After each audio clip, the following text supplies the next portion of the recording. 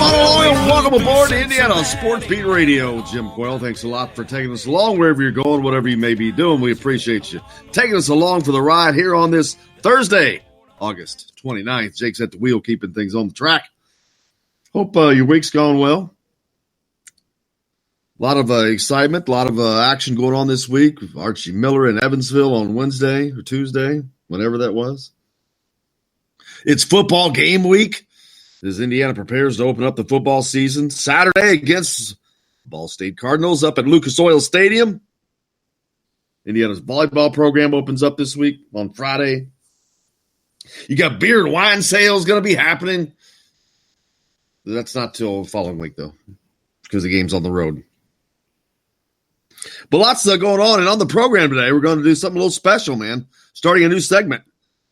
It's kind of what I had in mind when I thought of the name for the show. Indiana Sports Beat Reporters. Kind of a play off the old ESPN reporter segment.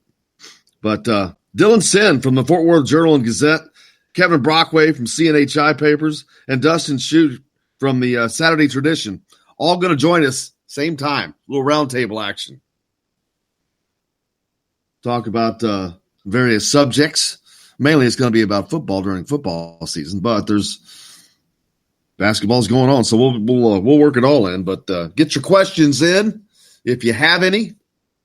The text line, 812-269-6367. And we'll file those away. Hope your day's going well, like I said. Been a great week already. Was in Evansville on Tuesday to hear Archie speak to the masses down in the southwest portion of the state. His first public visit there seemed to be well received. Hoosier fans are very easy to please. Just win, baby. Just win. The Indiana volleyball program opens up this weekend, like I said. They're actually, this is the official opening of Wilkinson Hall. We had they've had a scrimmage or two here and there. They just had the Cream and Crimson scrimmage last weekend. We were there. But this weekend is actually the real thing. The Hoosiers will face Florida International University at 12:30 p.m. tomorrow. I'm planning on doing the show from Wilkinson Hall tomorrow. So that ought to be cool. Looking to have Jeff Oliphant on. Former Hoosier basketball player on the 87 National Championship team. His daughter, Sophie, is on the volleyball team.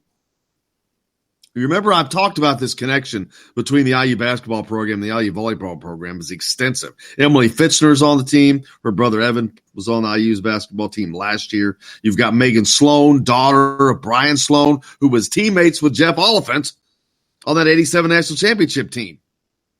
Isn't that crazy? Daughters of teammates on the national championship team are on the same volleyball team. Then there's a girl whose dad played on the Fab Five. There's another girl whose dad played for Judd Heathcote. It's crazy. Be out there tomorrow with Steve Airden crew. See what we can get done. But Friday, the Hoosiers face Florida International at 12:30. Marshall University at 8. And then they'll take on the University of Tennessee Martin at 10 a.m. and Santa Clara at 7 p.m. on Saturday. Bad day for a volleyball game with the football game up in Indianapolis, but so it is. So it is. Hopefully that goes well for them. I plan on being there for some of that. Hey, man, Thursday night, I believe it's college football night. I believe there are some games tonight.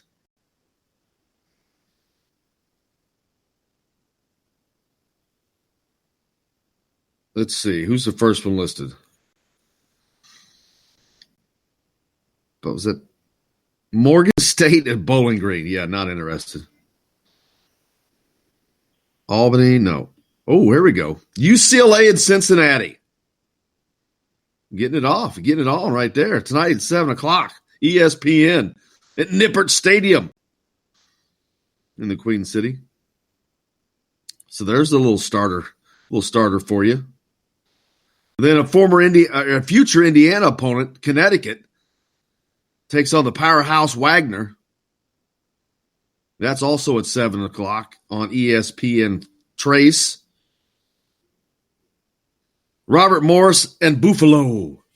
The Buffalo, only reason I mention them, I don't know where the hell they have come from, but Buffalo, a school that I never remember talking about in my life prior to last year, rose up and was a badass in basketball and football.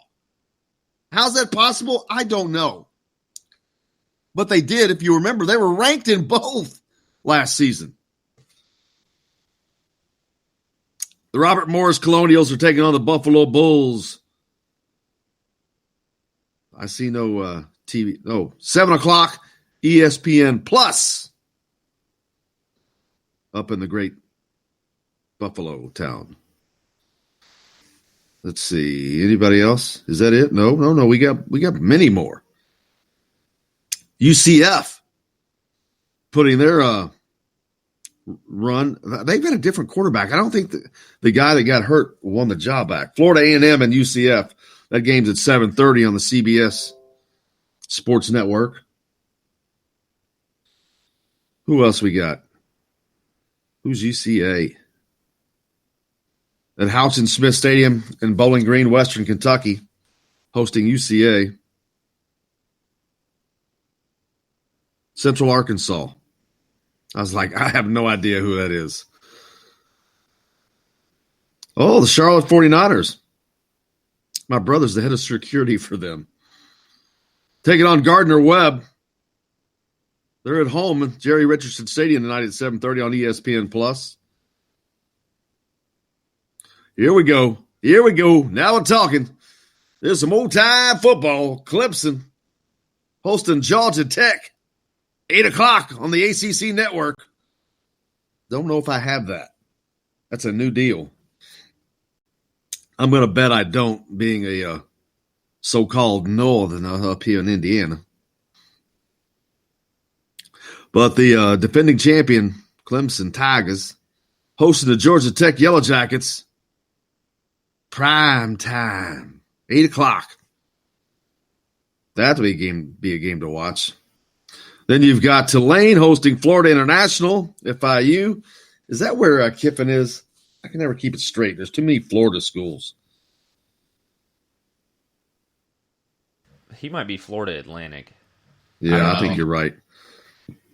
Here, UAB hosting Alabama State. UAB. How dumb were they? They closed their football program for 1 year. Thank goodness, because Indiana ended up getting Jordan Howard. Let's see. Texas A&M, the Aggies, hosting Texas State at Kyle Field tonight. That's on the SEC network at 8:30. Oh, here's a Big Ten game. They're going to row the boat up at TCF Bank Stadium, Minneapolis, as they host South Dakota State. The Jackrabbits traveling to Gopherland. They're going to row their boat over there. But we're not done. There's more. Let's see. SJSU. UNCO. We're getting into too many abbreviations now. Wow. It's going to take me a second to remember. Oh, who is that? San Jose State. Northern Colorado. That ought to be fun. Those games are always fun. Arizona State hosting Kent. Arizona State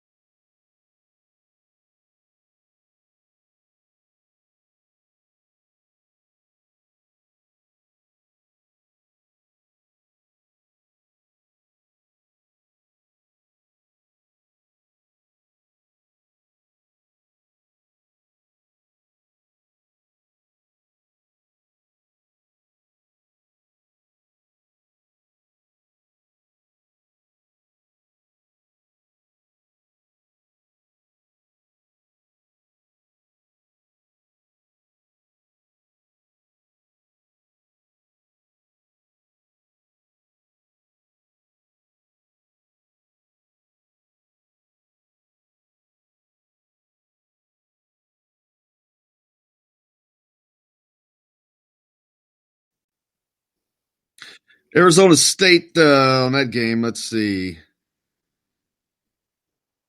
Is this the same? Oh, man. Here's the games on Saturday. I'm not even going to see the games on Friday. They anger me. So they're playing on Friday night, high school night. I'm not even going to talk about them. But Saturday, here we go. Florida, speaking of Florida FAU, Lane Kiffin, traveling to Columbus to take on the Buckeyes. Ohio State's a 27.5-point favorite. Iowa State hosts Northern Iowa. They're an 18.5-point favorite. Nebraska is hosting South Alabama, where Nebraska is a 36-point favorite. See, who cares about these games? Who wants to watch these games? Washington's at home against Eastern Washington, a 21-point favorite. Alabama is hosting Duke as a 33-point favorite. Penn State hosts Idaho, no line. Stanford hosts Northwestern on Saturday at 4 o'clock on Fox. That's a 6-point Stanford. Man, that should be a game. Northwestern Wildcats, a team that you will see in Memorial Stadium this season. Very interested to watch that. The most interesting game probably gets tonight is a future Indiana opponent. Vanderbilt and Georgia on Saturday, LSU. Wow. Georgia and Vanderbilt, they're opening the season with an SEC game. Indiana did that a couple years ago with Ohio State, though. Michigan's the 34.5-point favorite over Middle Tennessee. All these opening mush games. Here's one for you, though. Auburn and Oregon. Oregon's number 11, Auburn 16. Auburn's a 3.5-point favorite. Trying to find some really good games. Oklahoma and Houston. Could be interesting, but Oklahoma's listed as a 23-point favorite. So we'll see about that. Notre Dame travels to Louisville on Monday. This is a Labor Day weekend holiday, so got games all weekend, man. Even the Sunday game with Oklahoma and Houston, prime time, 7:30 on Sunday night. So you've got Notre Dame. Notre Dame, I guarantee you, when they booked this game, Notre Dame, Louisville, the networks were salivating. Bobby Petrino had Louisville humming. Notre Dame is Notre Dame.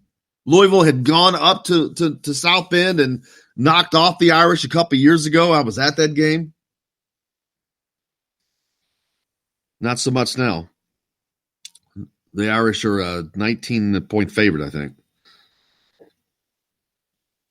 So there you go, man. Football season is upon us.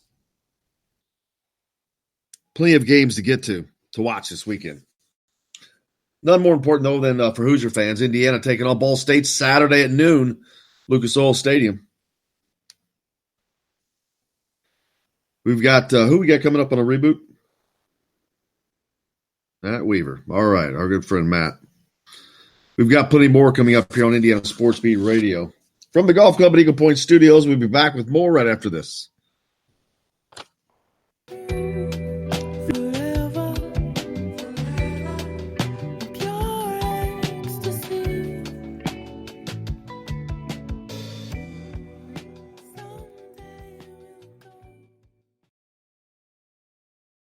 Hello, everyone. Jim Coy, Indiana Sports Beat. When I'm not covering news, you can find me at Bubba's 33 in Clarksville, located on the northeast corner of I-65 at Veterans Parkway.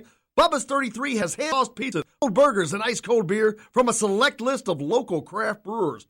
An incredible food selection, all made fresh daily. Whether you're meeting the team for that post-win meal in the family dining area or meeting friends for happy hour to watch the game on one of Bubba's 50 TVs. Bubba's 33 in Clarksville. Pizza, burgers, beer. We all want a winning smile for those championship photos, and that's exactly what you will get at Reynolds Family Dentistry in Sellersburg. Reynolds Family Dentistry has been serving the dental needs of Hoosier families for over 30 years. Let Doctors Roger and Jay Reynolds take care of your family. Just off of I-65 at 809 South Indiana Avenue in Sellersburg. Call 812-246-3368. That's Reynolds Family Dentistry, 812-246-3368.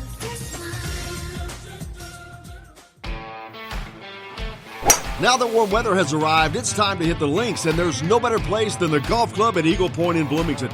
Voted best golf course by the readers of the Bloomington Herald-Times, the golf club at Eagle Point is under new ownership, has new fairways and bunkers, and it's open to the public. When the round's over, there's cold beer and a full menu at the Eagle Point Pub and Bistro. Call 812-824-1100 to make a tee time. That's 812-824-1100. The golf club at Eagle Point in Bloomington.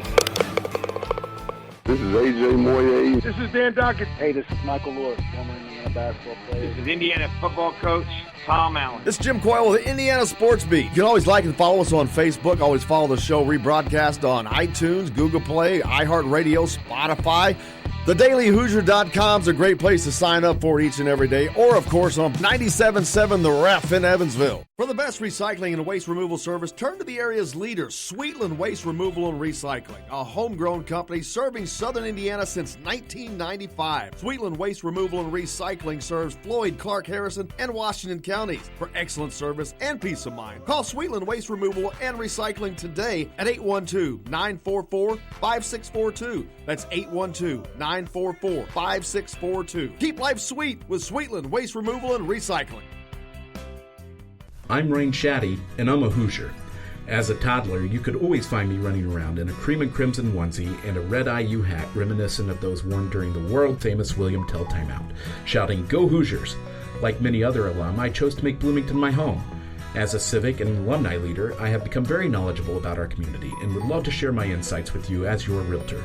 Find me on Facebook or call or text me, Ryan Shaddy, with FC Tucker Bloomington Realtors at 765-623-9093.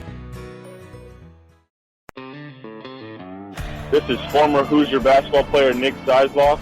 Keep up with the Hoosiers on Indiana Sports Beat with Jim Coyle. Today's guest is brought to you by Reynolds Family Dentistry of Sellersburg. You need $1 million smile for those championship photos, and that's exactly what you'll get with Reynolds Family Dentistry.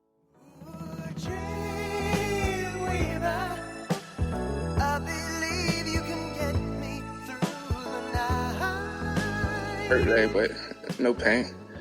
Coach said that he thinks you're kind of a quiet guy. Does speaking out, leading vocally come natural to you, or is that something you need to work on?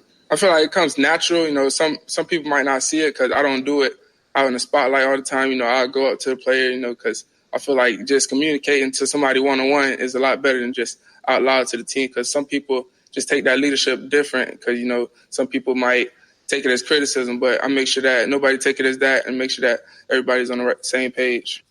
There's Michael Penix, the newly minted starting quarterback for Indiana University, joined now by our good friend Matt Weaver from Pigs.com. Nobody knows more about the Indiana football program than Matt. Matt, thank you a lot for joining us as always, man. Oh, no problem. I appreciate it.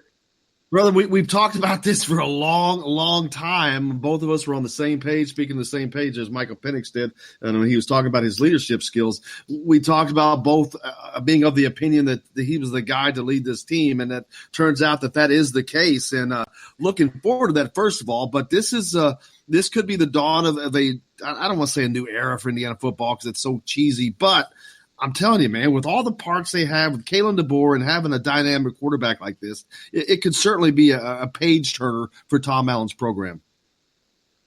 Yeah, I would agree with that. I mean, you know, the last couple of years, it's not like the offense has not been good. We talked about it a number of times. It's not like the quarterback play has been, you know, subpar. It just hasn't been at the level where you need it, you know, for Indiana. I mean, let's face it, Indiana's roster is a lot better.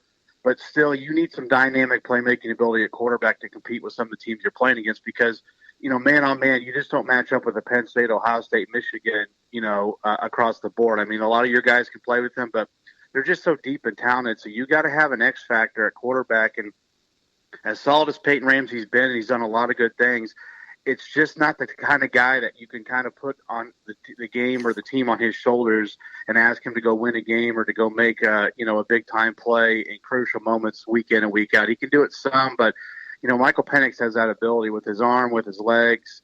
You know, this is the kind of guy that can make those kind of special plays that you need, you know, to have a chance to beat some of those teams that just where their talent level, you know, like I said, across the board is just better than yours. And it's not just because of his arm as far as being able to throw it deep, which he can. He can throw it from here to your house, which is in Indianapolis. But it's because he can throw that 25-yard pass on a frozen rope between two defenders. He can throw that cross-field 15-yard out on a rope that the ball gets there so much quicker that the defense can't react and the play can actually develop. It's little subtle things like that that I think are really going to help this offense in addition to the deep capabilities. Yeah, I thought it was interesting on Monday when Coach DeBoer was, and I think even Coach Allen might have said it too. They were asked about him, making the offense more dynamic, and they said it's not so much the deep ball; it's those intermediate throws where the ball gets there quicker and it allows the receiver to get outfield. With Peyton Ramsey, sometimes the ball took a little bit longer, and it might be completed, but instead of it, the guy being able to catch it, maybe go another 15 yards or whatever it may be. The ball was usually caught, and then the player was tackled immediately. So, I mean, those seem like, maybe, not a huge deal, but those yards are big. I mean, a play that can go 8 yards or that can go, 25 yards that only goes 8 or 10, that's a big deal. And that's where Michael Penix has a real clear advantage over a Peyton Ramsey. He gets that ball there quicker, and then that allows the guy the player to get upfield and to make a play, do what he does best in the open field. And that's, whoever the skill player may be, make that play with the ball in his hands. And, that kind of stuff, that's where I talked about it. Those 10, 12 play drives. Those are great, but they're so hard to do week in and week out, especially when you're playing Michigan State, Michigan, Penn State's defense, Ohio State, where they've got such great athletes. It's just so hard to continue to keep going 10 and 12. You've got to have some drives. You don't have to necessarily have an 80-yard pass or 70-yard pass, but you got to have some big plays where instead of going 10 plays, it only takes you 5 plays to get down the field. It's just too hard to keep doing that every week against some of these defenses. That's why the Indiana offense, I think, has struggled, why it's been tough to get touchdowns, and they've had to settle for field goals because it's just when you get, especially you get in a confined area, you got to make really accurate throws with steam on them. That's where Michael Penix, I think, could really shine. Yeah, we looked last year. I think Michael Penix averaged something like, Peyton Ramsey rather averaged something around 8 yards a throw. Whereas I think that with Michael Penix, you're going to see because of the ball getting there quicker and the receiver or whomever it is able to gain more 4, 5, 6 more yards on that particular throw. Each play, you're going to see that per average throw grow to a first down each time. And that's crucial to getting those plays, getting down to the red zone, and more importantly, getting in the red zone, which is something that they didn't do all that great last year either. Yeah, and another thing that's interesting that I've heard, and Coach Womack mentioned this on Monday, his ability to look off. And that's usually something that comes in time. That's usually something that an older quarterback has, and it takes you some time. That ability to look a safety off, that's so important at any level of football. But when you get against Ohio State or Penn State, like in these schools, they have these great safeties, these ball hawking guys that go sideline to sideline. The ability to look a guy off, even if it just gives you an extra second. And with his arm, that's all he needs. He doesn't need a bunch of time. And then you look a guy off to one side of the field and come back to the other side. I don't care how athletic that safety is. He's not getting there before the ball is because Michael Penix just throws it too well. And I thought that was interesting. I've heard that from another defensive coach that, he's a guy that really scares them on the back end when, he's out there because of his ability to look you off, your safety off, and then come back and throw a seed down the seam. To a guy and just kind of make you look silly. So, he's going to make some mistakes. He's a freshman. Defenses are going to confuse him some at times because even though he's a smart kid and he works hard, it's just, he hasn't seen a lot of this stuff week in and week out. But, he's also going to make a lot of plays. And so, there's going to be some mistakes and there's going to be some bumps in the road, some adversity. But, he was a terrific player at a really good school in Florida. He's seen great athletes and great players. And he excelled down there, and his numbers were terrific. And I mean, I think I'd expect the same kind of stuff up here at IU. Yeah, that ability to look away. If fans look back last year, it seemed to me a lot of times Peyton Ramsey, and not to be a knocking on Peyton, but Peyton Ramsey kind of locked onto the receiver he was going to throw the ball to because it was going to be a quick bam bam, and that's where he was going. And like you pointed out, that ability to just give yourself that half a second. A lot of times that can result in one of those explosive plays that starts out as a 15-yard pass across the middle or wherever it is. But just that hesitation by a defender and with the speed that these receivers have, a lot of times that can result in a play going a lot farther than 15 yards. Yeah, absolutely. And I mean, that's where, if you can get a Nick Westbrook or a Walt Filio or whoever it may be, you get them down one side of the field. If you can look the safety off and you've got a one-on-one against whoever it is they're covering, even against some of the better DBs in the conference, I'll take my chances with that if I'm Indiana. I mean, you get one-on-one, and especially a guy like Westbrook who's big and athletic and can go up and get the ball even when he's well covered. I mean, and Penix can put that ball. That's the one thing he's really good at is, I've noticed that in practice last year and this year. He can throw that. He's good at throwing that back shoulder throw, which is a throw that really needs to be more of kind of I would say almost like a frozen rope type of throw instead of a loft. I mean, you want to kind of get that quickly onto the back shoulder, and he can do that. And he obviously can make all kinds of throws. But yeah, I agree. If you can manipulate the defense with your eyes and then have the arm strength like he does to get it back to the other side of the field or whoever you're going to, that's really a big advantage for you on offense.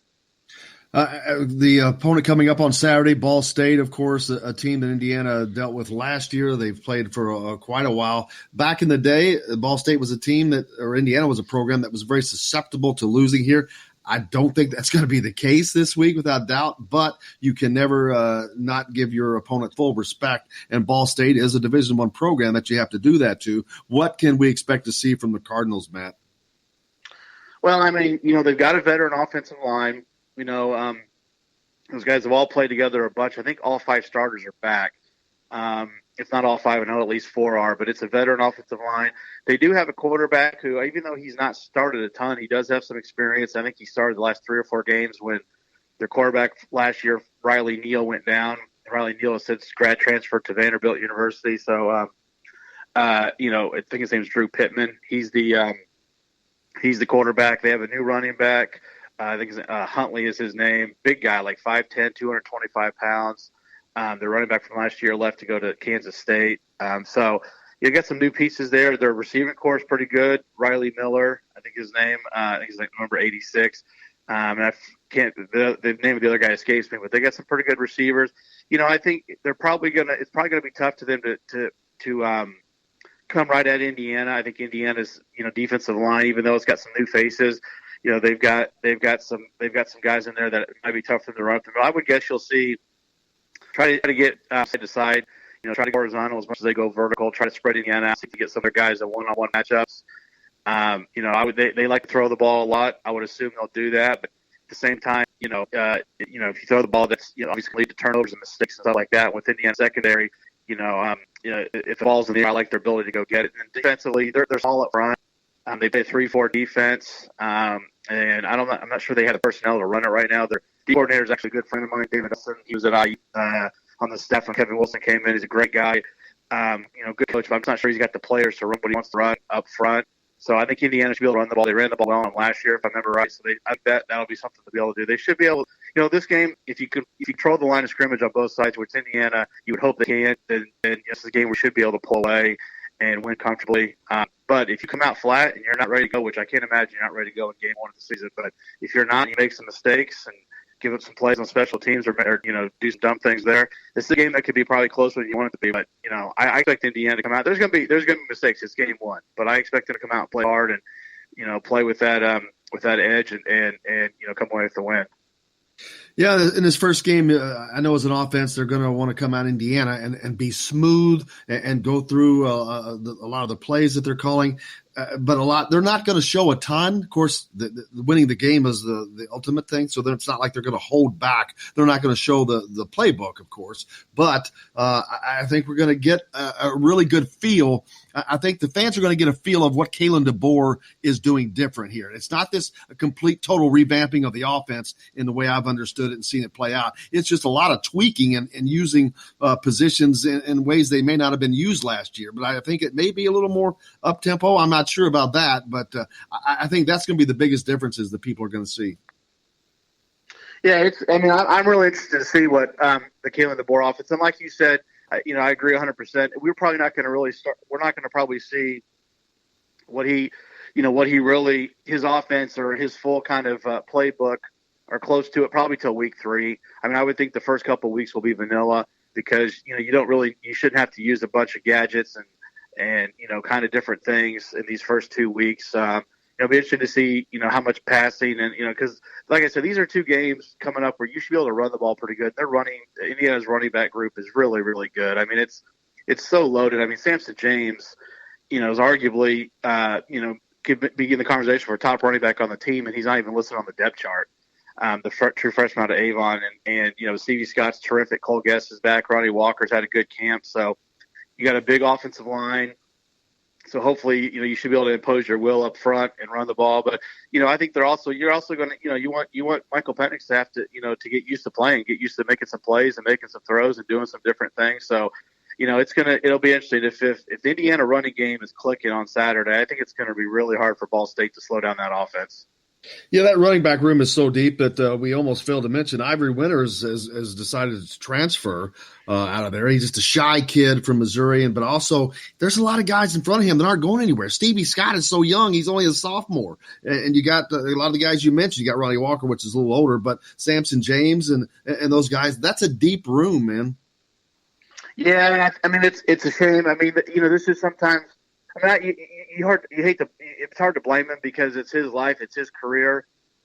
But sometimes, I think sometimes young people make kind of knee-jerk rash decisions. They kind of see the small picture instead of the big picture. And I think he was going to play in time, but he was going to have to wait his turn. And he came from a small town in Missouri, like you said, and he was the big fish in a little pond. Now he comes here, and he's a talented kid, but obviously everybody else is pretty good too. That's at his position. And I'm sure it was tough. I think there was some homesickness involved, which is understandable. It's probably culture shock. Even though Bloomington's not a huge town, it's probably a lot different than where he's from in rural Missouri. So, wish him the best. It's a tough break for Indiana, but it's a position where they've got a lot of talent. We haven't even mentioned a guy like A-Rod Lloyd, who just got put on scholarship. He's a walk-on who has been terrific in the time I've seen him in Indiana. He's a guy that kind of reminds me of Ricky Brookins, not his playing style, but the fact that he's a former walk-on that you could put out there and not have to worry. I mean, he'd be a productive player. So they're really loaded at running back.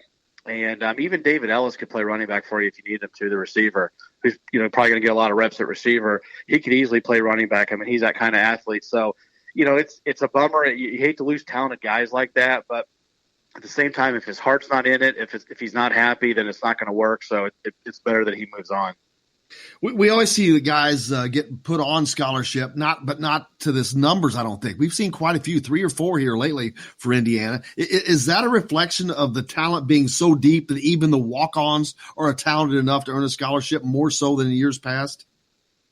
Well, I think it's a little bit. It's also there. It's kind of good timing for them. I mean, remember Indiana could have signed 25 in the recruiting class. They signed 23, so they had 2 open spots there, and then you had a little bit of you had some guys leave, like I think you had like a Sean Bonner leave.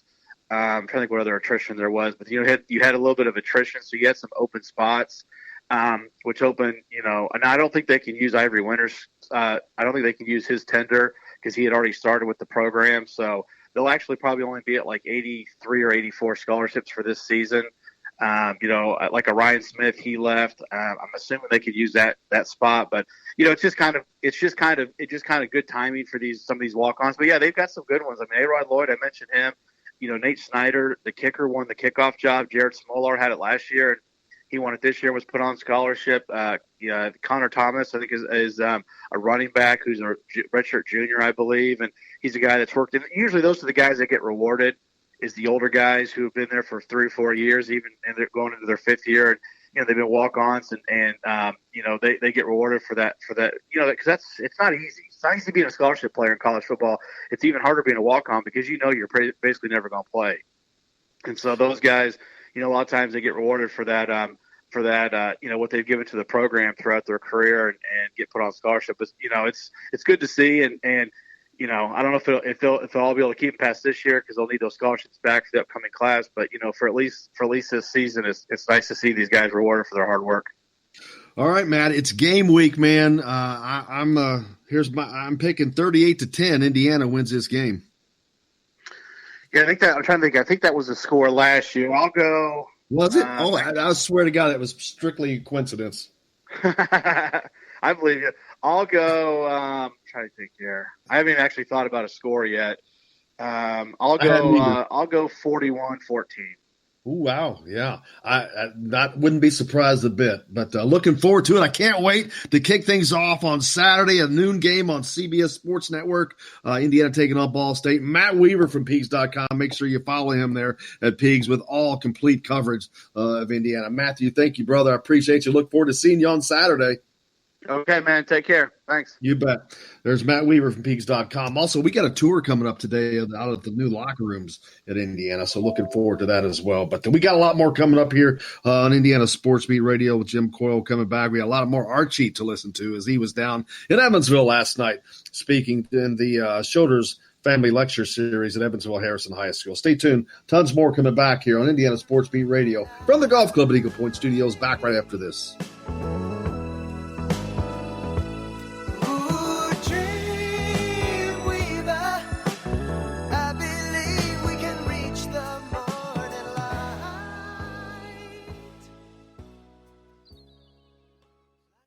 Hello, everybody. Jim Coyle from Indiana Sports Beat. When I'm not covering the Hoosiers, you can find me at Bubba's 33 in Clarksville, located on the northeast corner of I-65 at Veterans Parkway. Bubba's 33 has hand-tossed pizzas, bold burgers, and ice-cold beer from a select list of local craft brewers. An incredible food selection, all made fresh daily. Whether you're meeting the team for that post-win meal in the family dining area or meeting friends for happy hour to watch the game on one of Bubba's 50 TVs. Bubba's 33 in Clarksville. Pizza, burgers, beer. We all want a winning smile for those championship photos, and that's exactly what you will get at Reynolds Family Dentistry in Sellersburg. Reynolds Family Dentistry has been serving the dental needs of Hoosier families for over 30 years. Let Doctors Roger and Jay Reynolds take care of your family. Just off of I-65 at 809 South Indiana Avenue in Sellersburg. Call 812-246-3368. That's Reynolds Family Dentistry, 812-246-3368.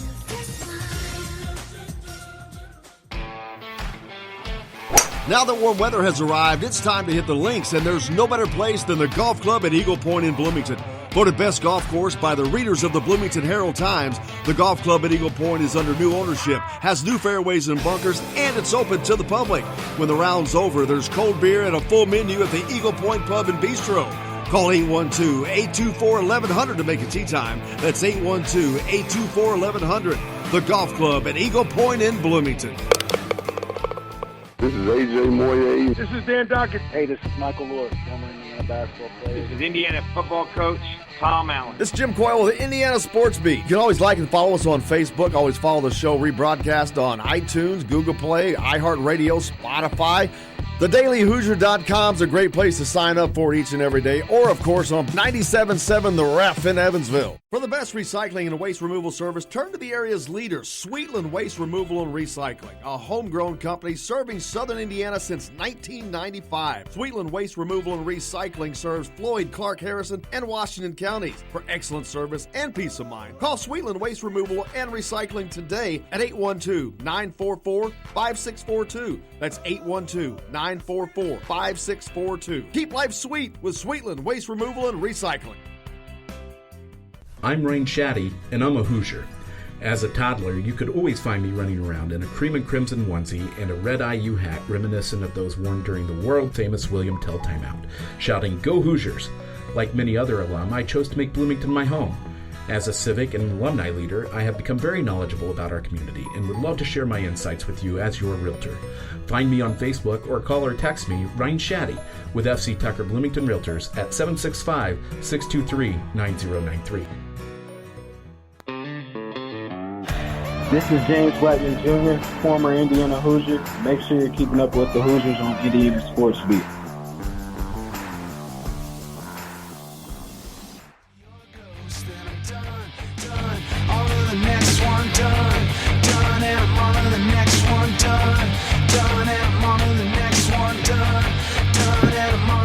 Welcome back to Indiana Sports Beat Radio with Jim Coyle here, coach, coming to you from the Golf Club at Eagle Point Studios on this Thursday, August 29th.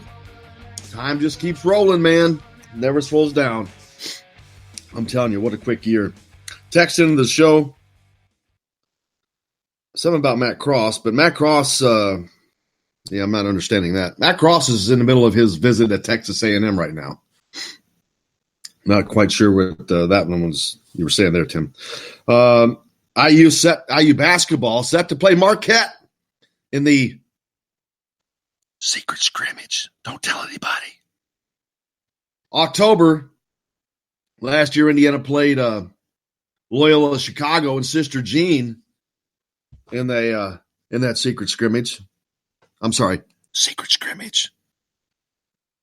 Sister Jean just turned 100, though, so I'm not sure how productive she was. But she's still at it. Marquette, though, this year, a team that Indiana played last season. Be interesting to see.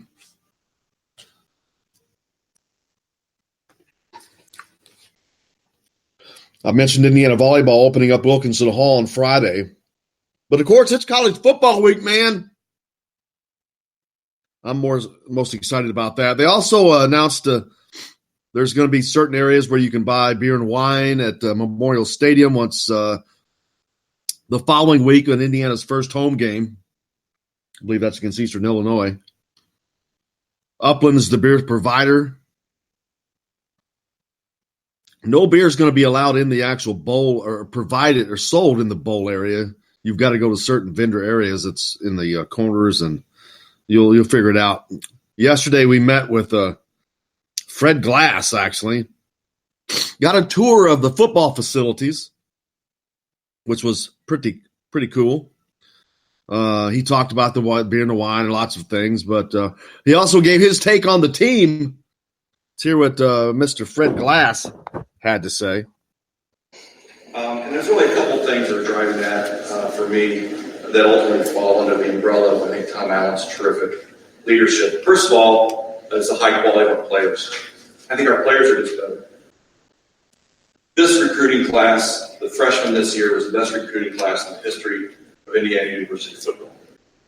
It displaced the year before's class as the best class in the history of Indiana football. So I didn't go to Purdue, but I think I can follow the logic of the fact that the two best recruiting classes in the history of Indiana University football were both under Tom Allen in his only two classes. And that's a powerful impact on a team where 80 of our 113 players are either freshmen or sophomores. They're either true freshmen or redshirt freshmen, or they're sophomores. So those classes have a disproportionate impact on our team and are a really big deal. As I talked before, this class has 4 of the 6 top-rated players from Indiana. That's enough for Fred Glass. That was down yesterday they gave us a tour of the Terry Talon football complex, the new locker rooms, the Trent and Julie Green locker rooms. Pretty cool, pretty nice. They didn't go overboard. I'll be honest with you. They did not go overboard. It's nice, and it'll do, but it's not crazy like some of the things you hear about going on at LSU and I'm sure at other places. Kevin Brockway was on this last week. He'll be on today in the Indiana Sports Beat Reporters Roundtable. But talking about they have a bowling alley in their football facility, which nice, but I wonder how often that thing will really get used once the new wears off. They've got the ping pong table, pool table, Xbox. It's all about video games, unfortunately. But Indiana's got a plethora of that. Just a ton of couches with big screen TVs in front of them, Xbox, whatever they play. Whatever the kids play these days. Fortnite, I know that's a big thing. But so Indiana's catching up facilities-wise. And here's the thing. While it's nice and it's new to all these Indiana fans are seeing this newness, Indiana's still behind, believe it or not, still behind the curve in facilities. When I had Kevin Brockway on, we talked about that. Talked about this beautiful facility that Northwestern just opened up on the lake. Talked about the beautiful facility that Illinois just opened. And it's not that things that Indiana aren't nice. I'll be honest, their indoor facility, the Mellencamp Pavilion, man, they need to paint the inside of that thing. Put up some graphics. It looks like a garage when you go in there. They definitely need to jazz that thing up. It's just got a bunch of black marks on the side, and it's an indoor football practice facility, so you don't need to go crazy. I get that, but it looked like you can make it look a little nicer. I mean, when a recruit walks in, he sees it all scuffed up. But it's not. Now, most of these other schools are football only. They don't have to share, and everybody, I don't know, a lot of people might think, well, why shouldn't they want to share? Well, you've got 120 football players, man. You don't have a 12-man team. That's just one side of the ball on one list on the depth chart.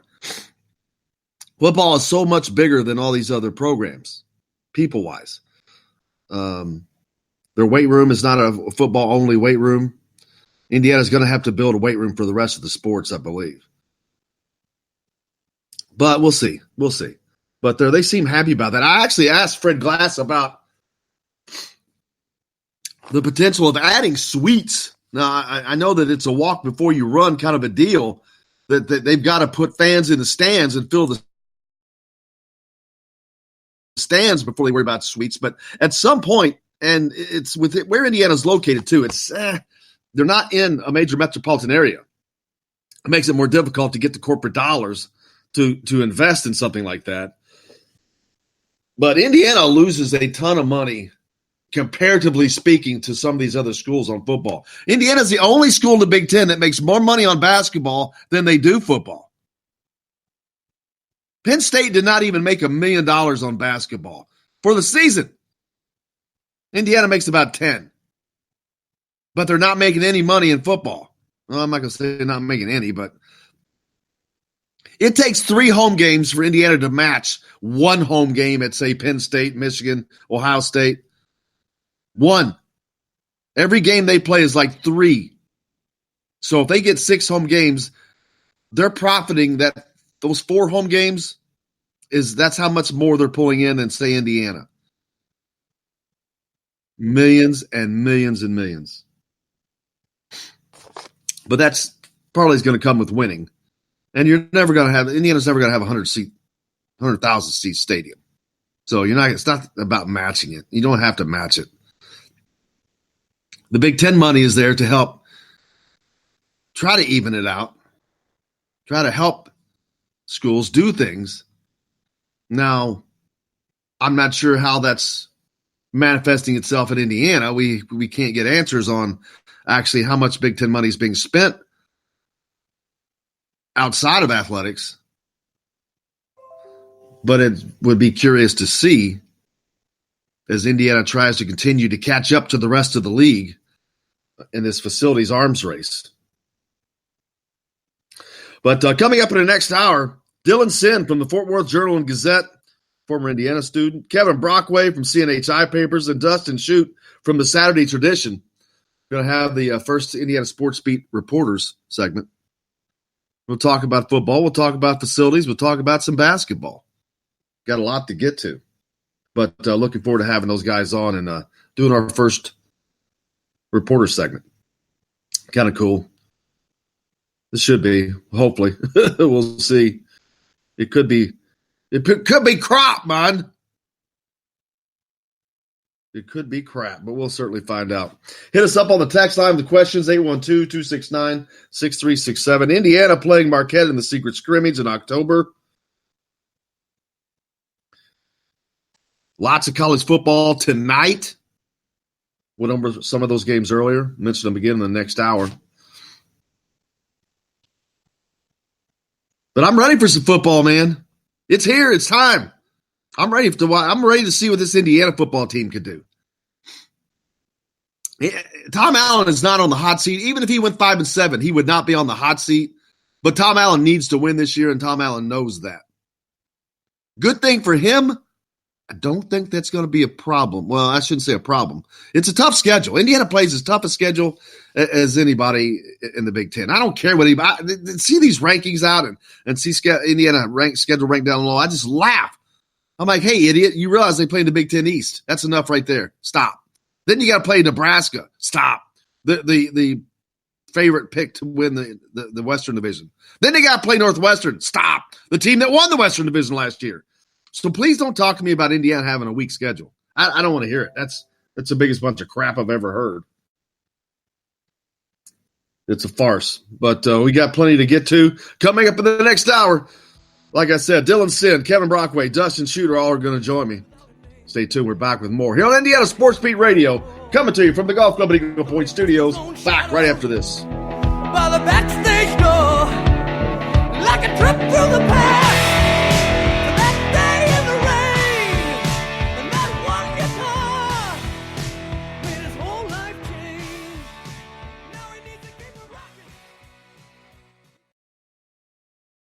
Hello, everybody. Jim Coyle from Indiana Sports Beat. When I'm not covering the Hoosiers, you can find me at Bubba's 33 in Clarksville, located on the northeast corner of I-65 at Veterans Parkway.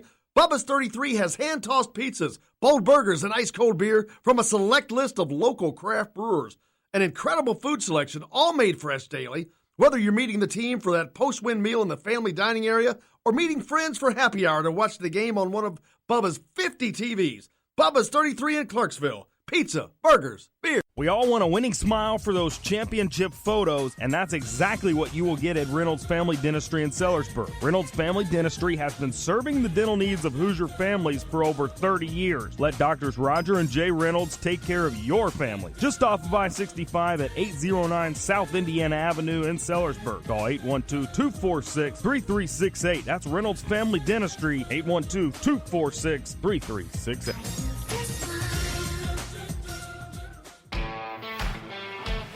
Now that warm weather has arrived, it's time to hit the links, and there's no better place than the golf club at Eagle Point in Bloomington. Voted best golf course by the readers of the Bloomington Herald-Times, the golf club at Eagle Point is under new ownership, has new fairways and bunkers, and it's open to the public. When the round's over, there's cold beer and a full menu at the Eagle Point Pub and Bistro. Call 812-824-1100 to make a tee time. That's 812-824-1100. The golf club at Eagle Point in Bloomington.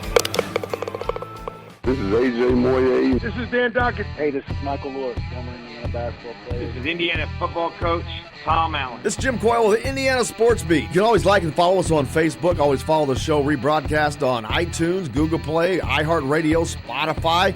TheDailyHoosier.com is a great place to sign up for each and every day, or, of course, on 97.7 The Ref in Evansville. For the best recycling and waste removal service, turn to the area's leader, Sweetland Waste Removal and Recycling, a homegrown company serving southern Indiana since 1995. Sweetland Waste Removal and Recycling serves Floyd, Clark, Harrison, and Washington counties. For excellent service and peace of mind, call Sweetland Waste Removal and Recycling today at 812-944-5642. That's 812-944-5642. Keep life sweet with Sweetland Waste Removal and Recycling.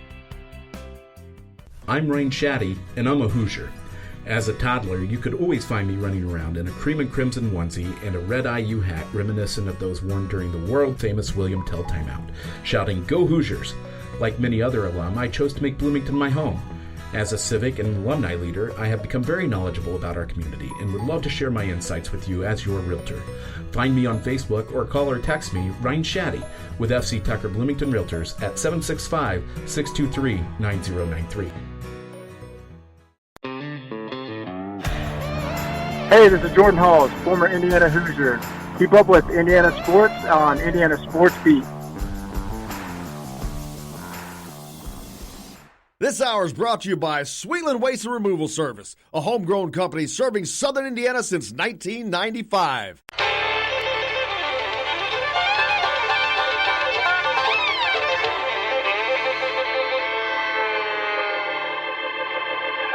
Well, we're coming to your city. Gonna play our guitars and sing you a country song. We'll all be flying higher than a jetliner.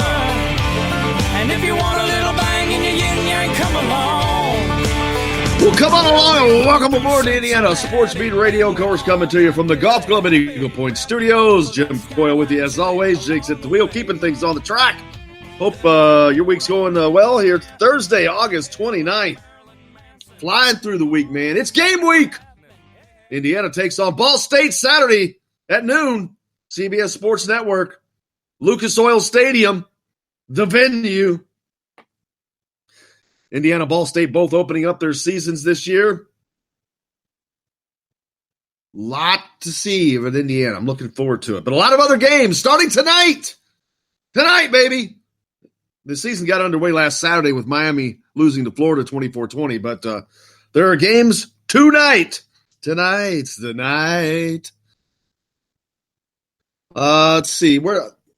Florida, A&M, traveling to Central Florida. See if Central Florida can continue that magical carpet ride. Number 1, Clemson, hosting Georgia Tech.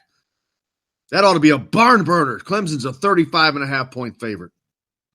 Texas A&M hosting Texas State. Number 12, Texas A&M. That ought to be a barn burner. Texas A&M's a 33.5-point favorite. But then you actually have a really good game tonight. Number 14, Utah, traveling to BYU. The Utes are a 6-point favorite on the road. Then got these stinking Friday night games. I hate to even talk about them. Michigan State playing Tulsa, number 18, Michigan State. Number 19, Wisconsin, playing the South Florida Bulls. Both of those 7 o'clock games, right in the middle of the high school season. So if you want to watch them, you have to find them yourself. They're not going to promote them. Not going to do it. There's a lot of other games tonight as well, though. I just mentioned those 3. Those are the 3 ranked teams. And then, of course, Saturday, it cuts loose, baby. Nebraska's in action. Washington's in action. Alabama, Penn State, Stanford, Syracuse, they're all. One interesting game. Georgia travels to Vanderbilt in a season-opening SEC game, which is a little odd, but it shouldn't be much. Vanderbilt's a 22-point dog at home. Auburn, Oregon. There's a game for you on Saturday night. Number 11, Auburn, travels down to 16, Auburn. Auburn's a 3.5-point favorite.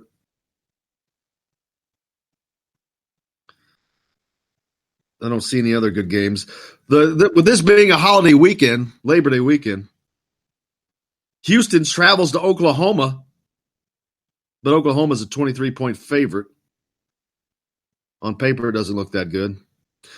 The Fighting Irish of Notre Dame. Big Monday night football tilt down in Louisville. Unfortunately, the Irish are a 19-point favorite. And if they don't win by more than that, I'll be surprised. Louisville's in a horrible rebuild after Bobby Petrino just left them high and dry. Took his $14 million and hit the road, Jack. Indiana volleyball opens up tomorrow. Grand opening in Wilkinson Hall. 12:30 match, Florida International. Then they'll take on Marshall tomorrow night. Then UT Martin and Santa Clara on Saturday. So they've got a full slate of games out there this weekend. Volleyball's going on volleyball. Soccer's going on this weekend as well. Text into the show. The first ever college football game ever played in Lucas Oil Stadium was in 2011 between IU and Ball State. Yeah, that didn't go too well for the Hoosiers. 27-20 losers. Kevin Wilson's first season. Different time, my friends. It's a different time and a different program. I predict the score to be, yesterday when Matt was on with us, I said 38-10, and apparently that's the score from last year. Well, I didn't know that, but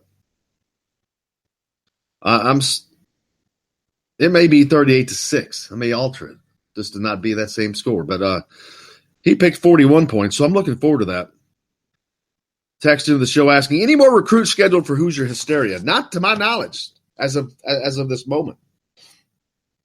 I know there was some chatter yesterday because I didn't listen. I'd have to go back and listen to that. Did Archie say he expects to sign 4 to 6 for this class or for next year? I've got to go back and re-listen to that because that would shock me for this season. He's not going to sign.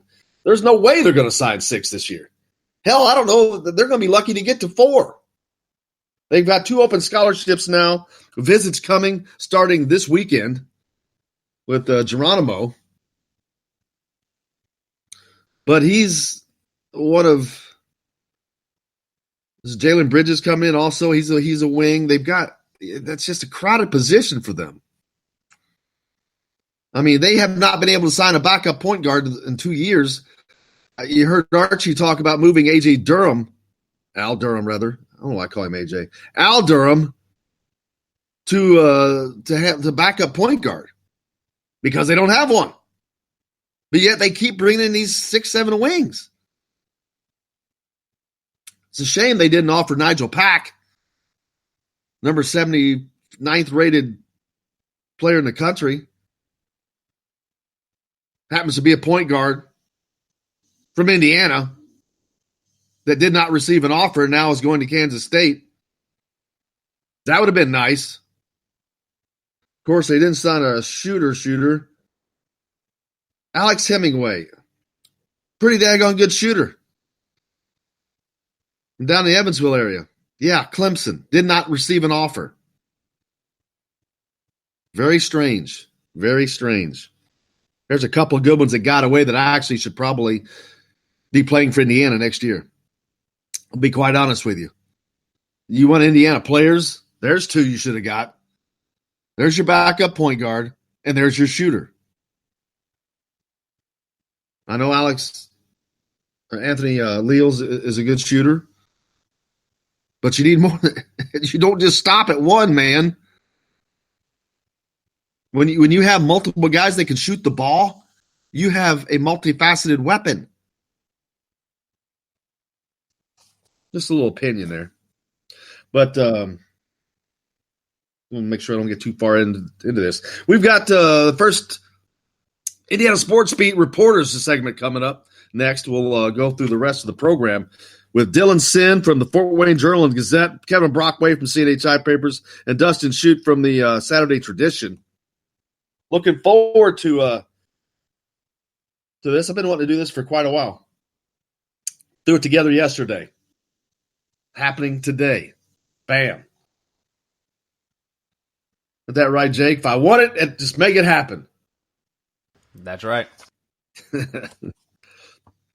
Actually looking forward to that, though. High school football starts this week, Friday nights. Actually, I think it started last week, to be honest with you. But it's ongoing week two. So get out and see a high school game. Screw those Big Ten games. I don't even want to talk about them. Go watch a high school football game somewhere, wherever you are. If you're in Southern Indiana, Floyd Central, New Albany, Jeffersonville, Clarksville, Providence, all those schools, or if you're in the Evansville area or the Tell City, Perry County area, or Indianapolis, or Bloomington South, Edgewood, North. Tons of schools around Indianapolis. I'm not even going to begin to start naming those schools. Go watch a high school game, man. Support the high schools. Do not support college football on Friday. Very aggravating. Very aggravating to me. Stevie Scott ran for 114 yards in last year's meeting with Ball State. Let's hope he gets another 100-plus yard game this Saturday.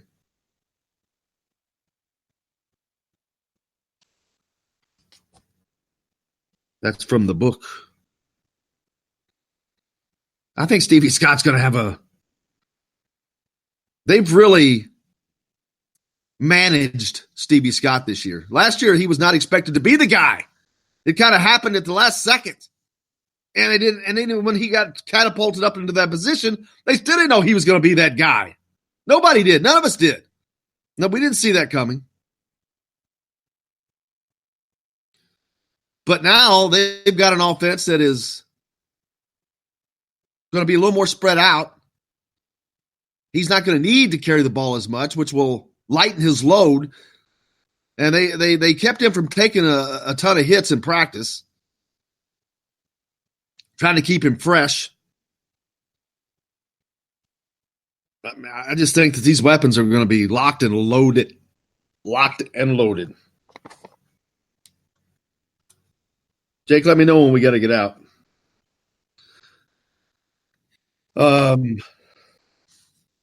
But this offense is going to be precise. That's the word for it. Precise.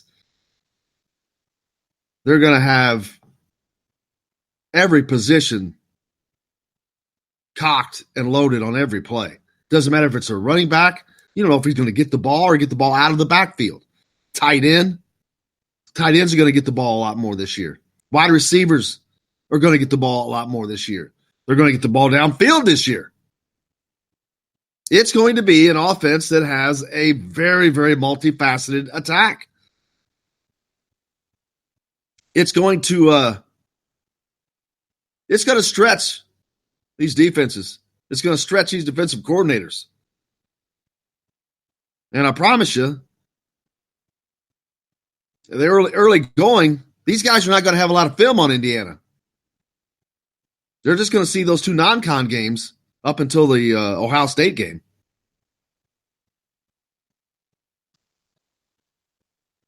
So that's going to be an advantage for Indiana going into that Buckeyes clash. They're not going to show the playbook in these first two games. That I promise you. But I think that they're going to show enough that you're going to see it's a little bit more of an effective offense. A lot more precision. Better play calling.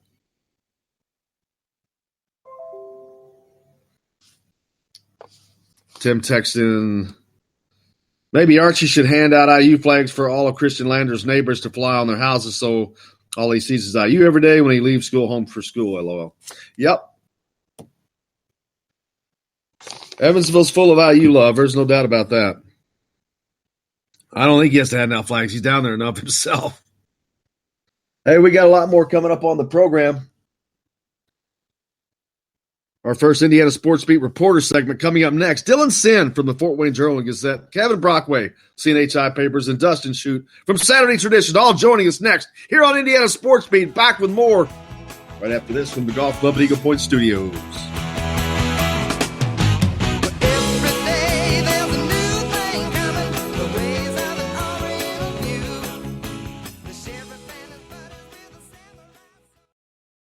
Hello, everybody. Jim Coyle from Indiana Sports Beat. When I'm not covering the Hoosiers, you can find me at Bubba's 33 in Clarksville, located on the northeast corner of I-65 at Veterans Parkway. Bubba's 33 has hand-tossed pizzas, bold burgers, and ice-cold beer from a select list of local craft brewers. An incredible food selection, all made fresh daily.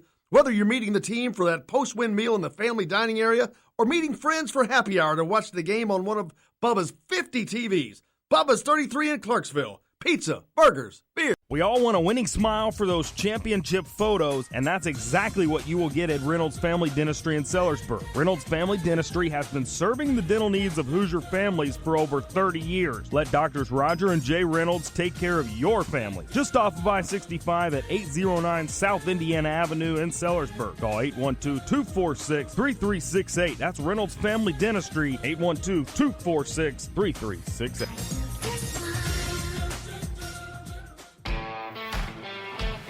Now that warm weather has arrived, it's time to hit the links, and there's no better place than the golf club at Eagle Point in Bloomington. Voted best golf course by the readers of the Bloomington Herald-Times, the golf club at Eagle Point is under new ownership, has new fairways and bunkers, and it's open to the public. When the round's over, there's cold beer and a full menu at the Eagle Point Pub and Bistro. Call 812-824-1100 to make a tee time. That's 812-824-1100. The golf club at Eagle Point in Bloomington. This is AJ Moye. This is Dan Dockett. Hey, this is Michael Lord, former Indiana basketball player. This is Indiana football coach Tom Allen. This is Jim Coyle with the Indiana Sports Beat. You can always like and follow us on Facebook. Always follow the show rebroadcast on iTunes, Google Play, iHeartRadio, Spotify. TheDailyHoosier.com is a great place to sign up for each and every day. Or, of course, on 97.7 The Ref in Evansville. For the best recycling and waste removal service, turn to the area's leader, Sweetland Waste Removal and Recycling, a homegrown company serving southern Indiana since 1995. Sweetland Waste Removal and Recycling serves Floyd, Clark, Harrison, and Washington counties. For excellent service and peace of mind, call Sweetland Waste Removal and Recycling today at 812-944-5642. That's 812-944-5642. Keep life sweet with Sweetland Waste Removal and Recycling. I'm Rain Shaddy, and I'm a Hoosier. As a toddler, you could always find me running around in a cream and crimson onesie and a red IU hat reminiscent of those worn during the world-famous William Tell timeout, shouting, "Go Hoosiers!" Like many other alum, I chose to make Bloomington my home. As a civic and alumni leader, I have become very knowledgeable about our community and would love to share my insights with you as your realtor. Find me on Facebook or call or text me, Ryan Shaddy, with FC Tucker Bloomington Realtors at 765-623-9093. This is former Hoosier basketball player Nick Zeisloff. Keep up with the Hoosiers on Indiana Sports Beat with Jim Coyle.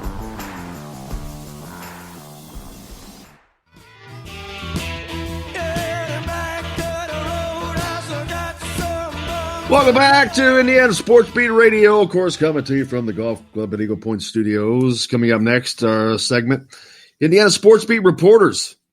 Dylan Sinn from the Fort Wayne Journal and Gazette is going to join me. Kevin Brockway from CNHI, Dustin Schutte from the Saturday Tradition. All together talk about some subjects.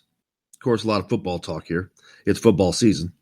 But basketball is never far away. Archie Miller was down in Evansville earlier this week. His first public visit down there. The folks were more than happy to have him. Yesterday was at Football Center. He had a tour of the Terry Talon Complex. Fred Glass spoke. Didn't say anything that we didn't already know.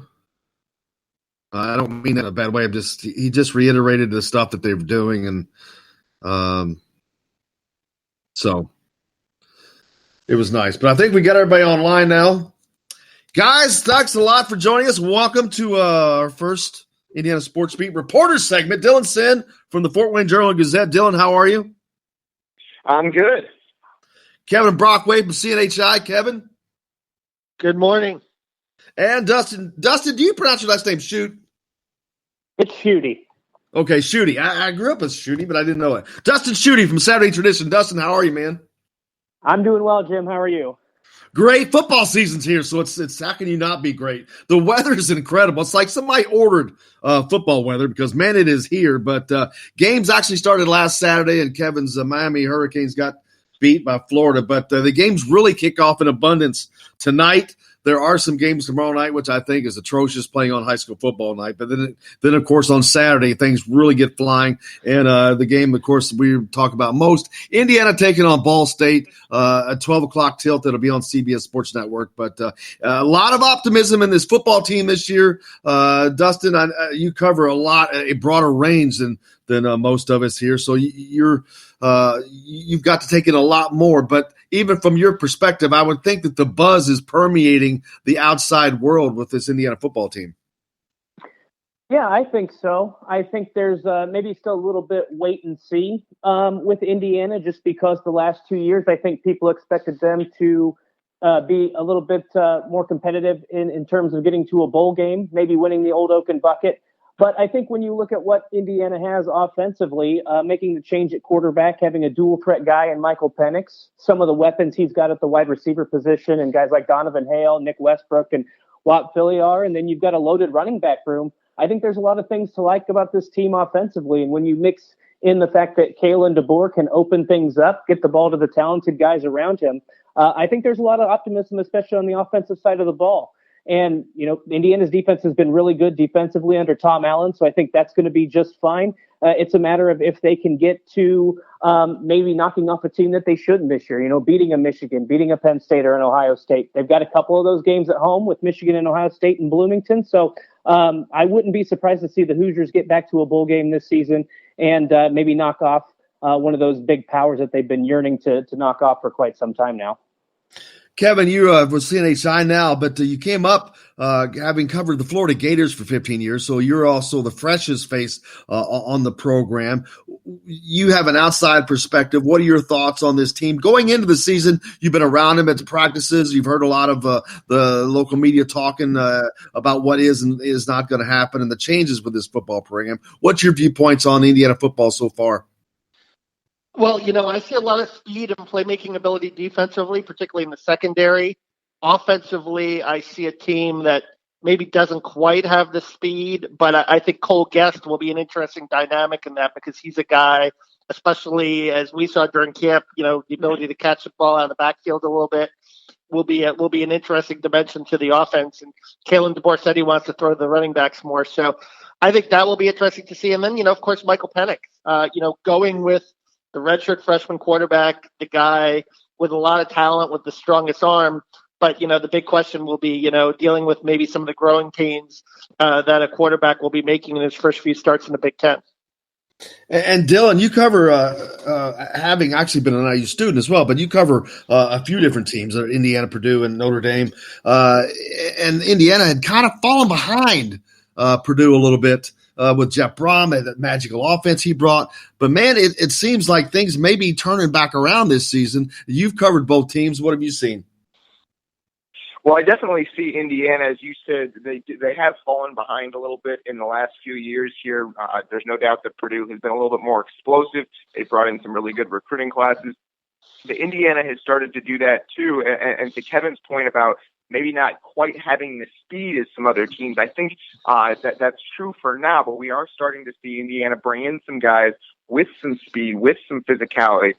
And I think that started with this year's class, which is one of the best recruiting classes Indiana has had this century. So that's really exciting to see, especially compared to previous years where Indiana just didn't have the horses to run with some of these teams. They're starting to develop those guys, those athletes, freshmen like Miles Marshall and guys like that, even Samson James at running back.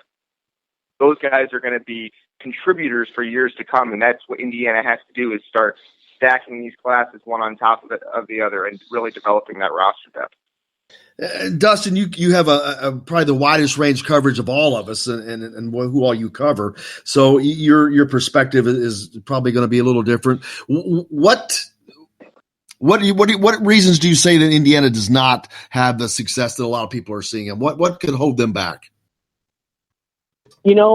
I've thought about this before, and I honestly think that a lot of it is mental. When you get to the stage that Indiana has right now, when you think about Tom Allen bringing in some of the talented recruiting classes, they've got a lot of guys who've played a lot of football on their team.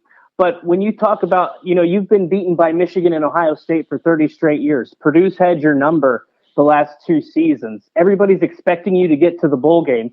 And we talked about this at media days too, and it's resonated here through the rest of the fall camp too. It's finishing plays. It's making those big plays in those big moments.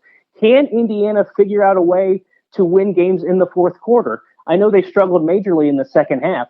To me, I don't think this is a team that is lacking for talent. I think this is a team that can compete with just about anybody in the Big Ten, anybody they go up against this season. To me, it's all mental. It's making big plays in those big moments. And over the last few years, the Hoosiers have fallen just short. If they can get a big win, if they can pull off an upset, if they can win a game in the final moments, you may see them start to really click, and that's when you might start to see a team that can win 7, 8, maybe 9 games. That might be a little bit optimistic, but to me, at this point, with the talent they have returning, with the coaching staff they've got, I think it comes down to the mental state for the Hoosiers.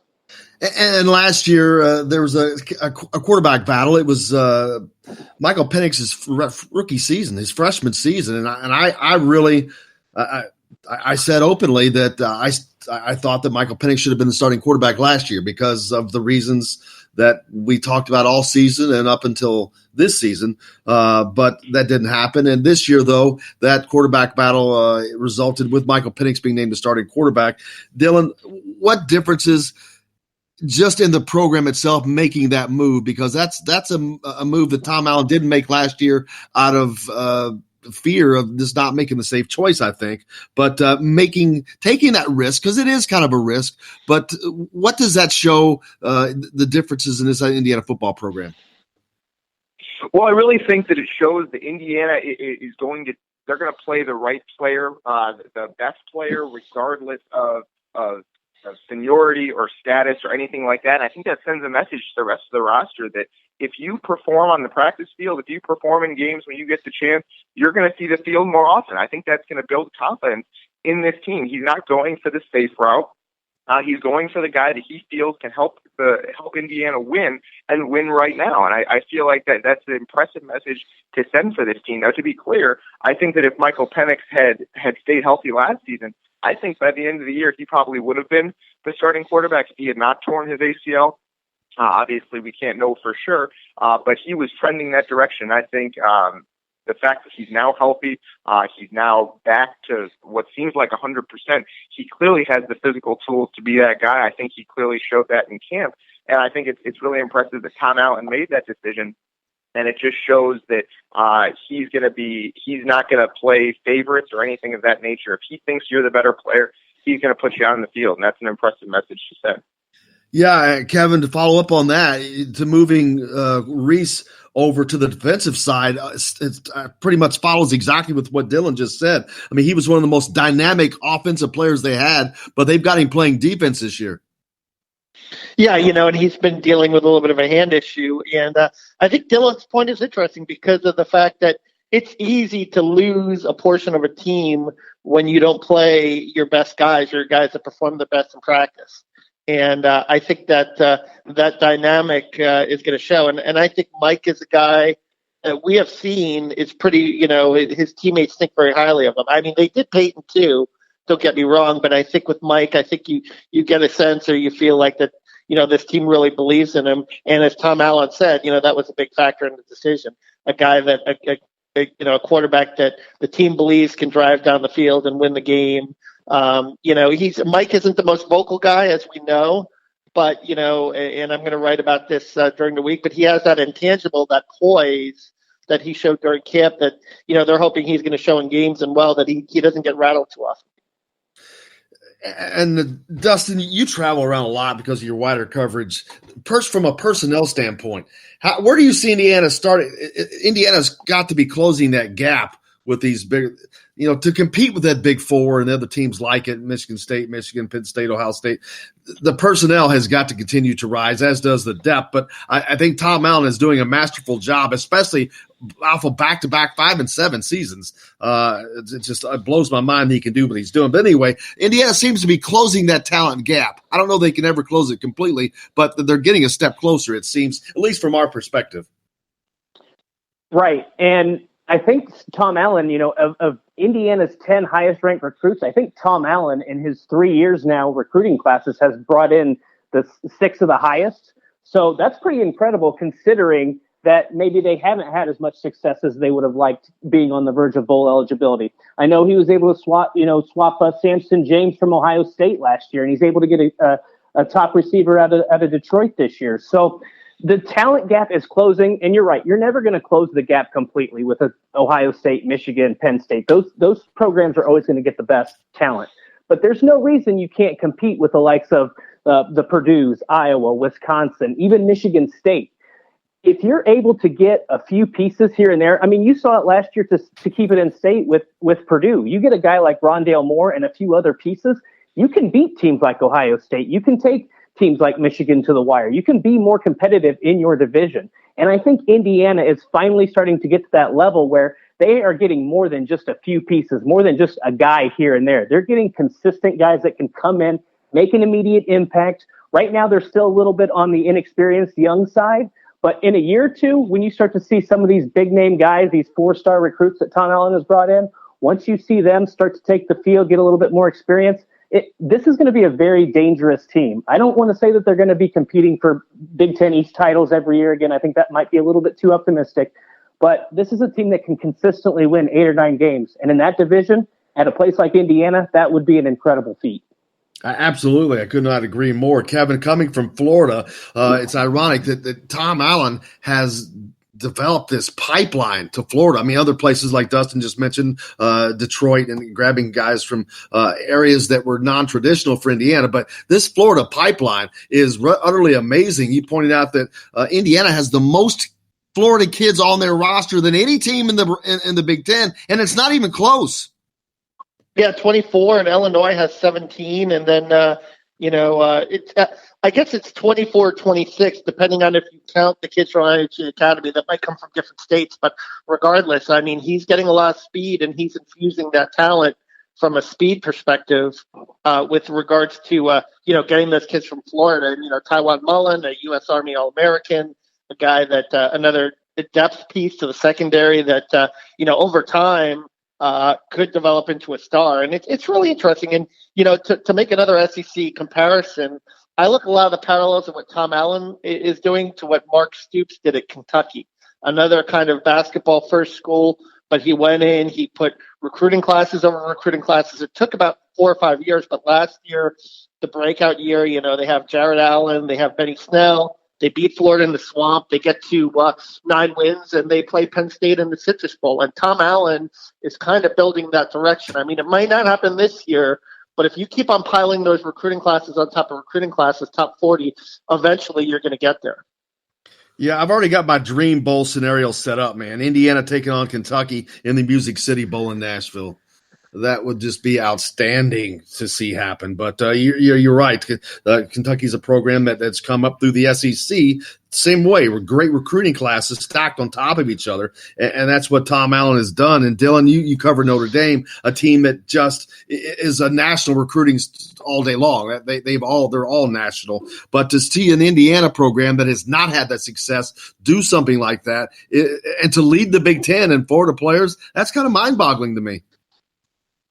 It really is, and I think that's a testament to Tom Allen and his recruiting strategy, where he says, I don't see why we can't go out and get these guys from all across the country. Indiana is a great school. It's a great place to go to school.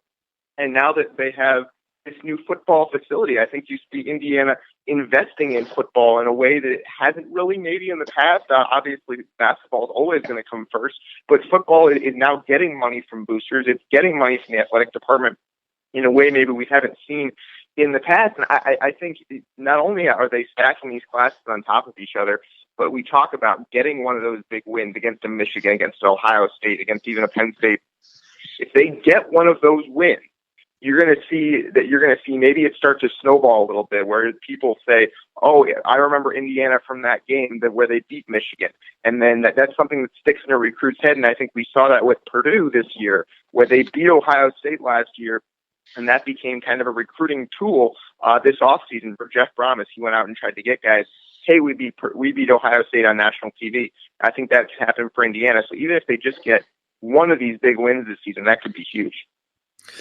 We're doing the Indiana Sports Beat Reporter segment right now. Dylan Sinn, Kevin Brockway, and Dustin Schutte are with us. We'll be back with one more segment right after this. Stay tuned. Indiana Sports Beat Radio with Jim Quill from the Golf Club Eagle Point Studios. Back right after this.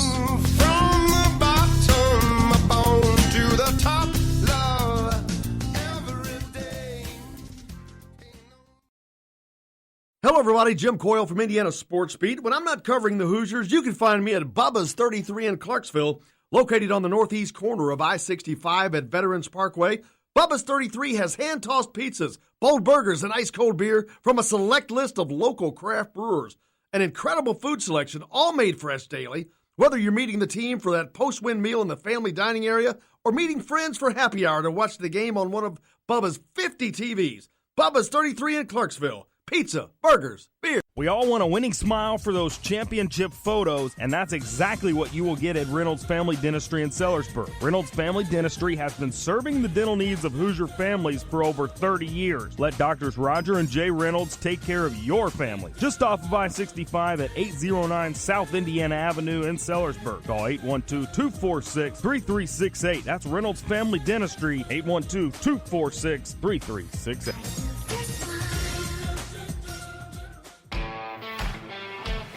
Now that warm weather has arrived, it's time to hit the links, and there's no better place than the golf club at Eagle Point in Bloomington.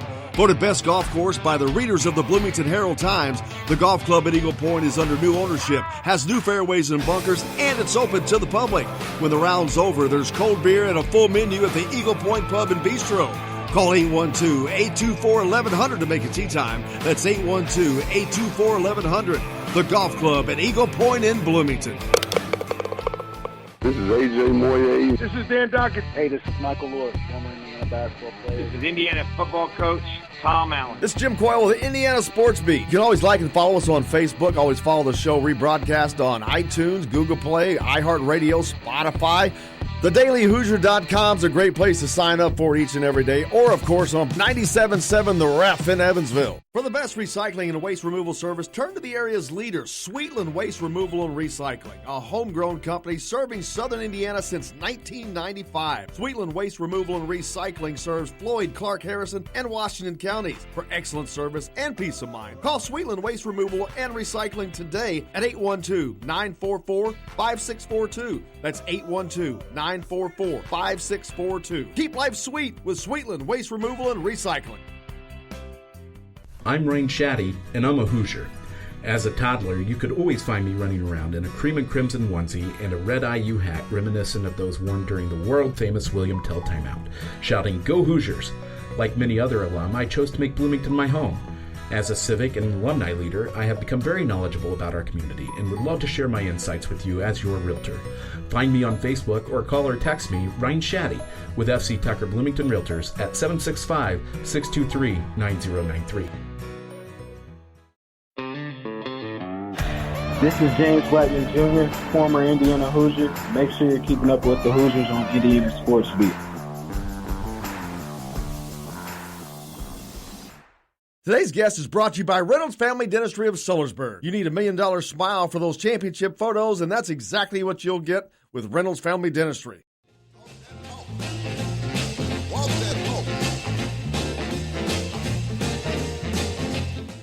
Welcome back to Indiana Sports Beat Radio, of course, coming to you from the Golf Club at Eagle Point Studios. Jim Coyle with you, as always, here on this Thursday, August 29th. It's game week, baby. Football is underway. Indiana taking on Ball State on Saturday up at Lucas Oil Stadium, noon tilt. That's on CBS Sports Network there for that. We're joined now by Dustin Schutte from Saturday Tradition, Dylan Sinn from the Fort Wayne Journal and Gazette as we continue our Indiana Sports Beat Reporters segment. Guys, first of all, before I forget, Dylan, where can everybody find you on Twitter, social media, etc.? Make sure they get to you. I am at Dylan Sinn on Twitter, just my name, DYLANSINN. You can find me there for all the spiciest hot takes on Indiana, Purdue, and Notre Dame sports. Make sure you do it. Also with the Fort Wayne Journal and Gazette. Anything new that you've been writing about coming out soon that people need to be made aware of? I have. I wrote today a preview of Purdue football. So you got that coming out, and then obviously the Journal Gazette has all the coverage of Indiana as we get closer to the day of the first game here. So anything you want, you can go to the www.journalgazette.net and find it there. Exactly, except for nobody cares about Purdue. Just kidding. Dustin Schutte, first of all, you're at the Saturday Tradition. Where can they find you on Twitter, social media, and what do you got coming out? Yeah, I'm at Schutte CFB. That's SCHUTTE CFB on Twitter. And also you can follow our Saturday Tradition at Tradition on Twitter. We've got a lot of stuff coming out. I recently did my power rankings for the Big Ten season and the quarterback rankings. I assume that's going to be a jumbled mess here after a few days. And then we've got plenty of content. We've got some of our week one picks are in. We've got the most important players that aren't at the quarterback position in the Big Ten. Just a lot of different, anything you're looking for Big Ten-wise, any of the 14 teams, SaturdayTradition.com, you'll be able to find it. Yeah, I saw when you put your power rankings out, I actually commented on it. The only change that I made was I moved Indiana to 8th, which I know is bold, and it sounds like a homer thing to do. But I wasn't being a homer. I legitimately think that this offense with Kalen DeBoer, it's not just the personnel. Kalen DeBoer is going to be such a game changer for this team, I think, because first of all, everywhere he's been, all he's ever done is win, and he wins big. And he adds 10 to 15 points a game to every team he's been at the first year off the bat. And I know it has not been at this level, but he's done it wherever he has been, at whatever level he's been at. And this is the most talent he has ever had in his coaching career already, right here around him. Now, I'm not saying they're going to go win 10 wins or win 10 games, win 12 games, but I think they're going to make life hell on the teams like Northwestern, Nebraska, for example, who is the flavor of the month over in the Big Ten West. But I think this team can go to Nebraska and win. Do they? I don't know about that, but I think they can. I think they can beat this Ohio State team the third game because it's early and whatnot. But that's why I moved them up to 8th. I'm like, I'm going to do it now instead of being a bandwagon jumper. And I really believe that this offense is going to give them that much strength along with a solid defense that they should have marked improvement. Really a stretch, because when you look at the two teams I had in front, it was, as you said, Nebraska at number 9 and Northwestern at number 8. And I think Indiana does have the talent to compete with those two teams. My big question is, and I did put this in there, to me, Indiana is like the Chicago Cubs before they won the World Series. It was always wait till next year. We're going to get to a bowl. Yeah. We're going to get to 8 wins. And so the reason I did put them at 10 is because for me, it's still a little bit of the wait and see. Are they finally going to get over the hump? And by the way, they've been very, very close. They've taken Michigan to overtime the last 2 times they played in Bloomington. They've played Ohio State tough for 3/4 the last couple years. So this is a team that's capable of doing it. I'm not sure. Again, I go back to the mentality that having that monkey on their back, if they can get a big win like a victory over Ohio State early in the season, then obviously we're talking about a completely different Indiana team, and they are a team that could finish maybe even 3rd or 4th in the Big Ten East. Yeah, and Dylan, what happens to this program if they're able to come up with that signature win? What if they knock off an Ohio State, a top 5 team at home? What will that do to this Tom Allen program? Well, you always talk about with programs, especially early in the tenure of a head coach, you talk about momentum, right? And Tom Allen has some momentum right now. He's bringing in new recruits. They're getting money for new facilities. He has a lot of energy around the program, and that's really important. When you go out on the recruiting trail, you can say you can be part of something that's new, that's changing. It's an up and coming program. And I think they sold this year's class on it. And I think if you go out and get a win over an Ohio State, over a Michigan, over a team like that, it takes that momentum to another level. And you can say, this is a team on the rise. You want to be in on this program on the ground level, because in the next 2 years, we're going to be doing some special things. And I think that's huge, because it just changes the feel of a program. And in recruiting, that's massive for a coach to be able to go out and say, we have momentum as a program. And I think that's the biggest thing that would happen if Indiana goes out and gets one of these big wins that they've come so close to several times over the last few years. And you're up in Fort Wayne, an area that is it equally split there? Notre Dame, Purdue, Indiana? It's pretty equally split. Yeah, there's loyalties all over the place here, but yeah, Fort Wayne is kind of all over the place.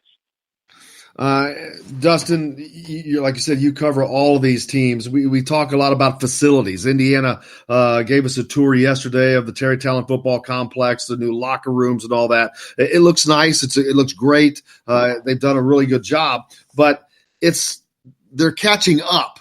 But when you're catching up, that means you're still behind because the other teams continue to move. From a facility standpoint, at this stage of the game, once they've done what they have done, though, does it really matter that say a locker doesn't have a TV in it or whatever that somebody else may have? I don't know how much that really comes down to a kid deciding where he's going to go when things are kind of equal. Yeah, I don't know that it is a huge difference, because if there's a kid that's deciding between whether they want to go to Ohio State or Indiana, they're probably not looking at locker room, right?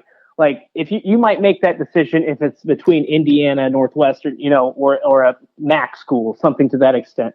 But you're looking at so many different factors. Am I going to be able to get on the field quickly? What's the likelihood that I'm going to get to the NFL? The arms race in college football is obviously necessary. We've seen Northwestern benefit recently. We're going to see Illinois benefit recently, and we're going to see Purdue benefit recently from putting up these new facilities. It's something you have to do to stay competitive.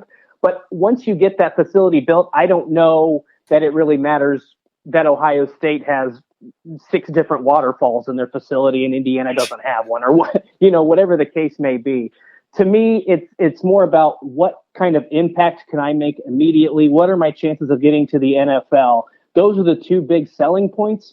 And I just don't see how when you get to the level that now Illinois, Purdue, Northwestern, and now Indiana is at catching up in the facility standpoint, I really don't think it makes that much of a difference on whether a kid's going to choose one school or another over facilities. Yeah, the new Illinois facility has a couple of bowling lanes in it, which is cool. But unless you're recruiting the next Earl Anthony, I don't think it really matters a whole hell of a lot that you have a couple of bowling lanes. Yeah, I can't imagine that it would. I mean, it's great for the players now, and it just, to me, I don't. It's something you have to have. I get it. You have to make it more suitable for student athletes. You want to keep them in the building. You want to try to keep kids out of trouble, try to build that trust. But again, I just can't imagine somebody saying, "Oh, Illinois has got a bowling lane. Sign me up. That's why I'm going to Champaign." That just, to me, I don't think that's the case. All right, Dylan, you've got to spend some time around Indiana in the preseason fall practice. You're familiar with the program. You went to school at IU. You followed them through your early media career. What do you see this season right now? If you had to predict a season, what do you see it falling out? Well, I think obviously that they're in such a tough division that they have games that are very difficult to win all over the schedule. I would say if you're asking me to choose right now, I would say a good goal is to get to a bowl game this year, go out and get to maybe 6-6, get to that 6th win before you play Purdue in the bucket game, give yourself a chance to get to 7 maybe, and then once you get to a bowl game, go out and be competitive in a bowl game. I think that's a good goal for Indiana this year, is to say, maybe not take a huge leap, but to say, hey, we are better than we were last year, and we're planning to be better next year as these classes that we have get better. And I think 6 or 7 wins is a good goal for the Hoosiers this year. So you're saying a 6-6 season if you had to pick right now. Dustin, you haven't got to spend as much time around the program itself alone, but you cover them all and you've seen it. If you had to pick right now and had to predict the season, how it goes, what are your thoughts? Well, I'll give you 2 predictions here. I think Indiana goes bowling. I'd say they finish the season 7-5, and I think they get to finally get the monkey off their back with one of the premier programs. I think that they're going to beat Michigan this year, and here's the reason why. Here's the reason why. Not only is that senior day in Bloomington, not only have the Hoosiers come close to Michigan the last couple times they played in Bloomington, but you look at Michigan's schedule, the week before they play Michigan State, the week after they play Ohio State. So that is a perfect trap game situation for the Wolverines. I suspect Michigan's going to obviously have their 9th, 10th win at that time. So I think Indiana could throw a potential wrench into the plans for the Wolverines for the college football playoff and really set things up to make things interesting for the game in Ann Arbor this year. But that's what I'm going with. I think Indiana is good enough to get 7 wins. I think they're good enough to knock off a premier program. And you remember a couple years ago, Michigan went into Iowa near the end of the season and got upended as a 24-point favorite. So I can see something like that happening, and I think the Hoosiers can get it done this year. There we go. There's a first hot take, courtesy of Dustin Schutte, man. Thank you very much. I'm a very similar thought of the 7-5 record. I think they get off the schneid and they beat one of these big 4 for the exact same. We're a lot in agreement.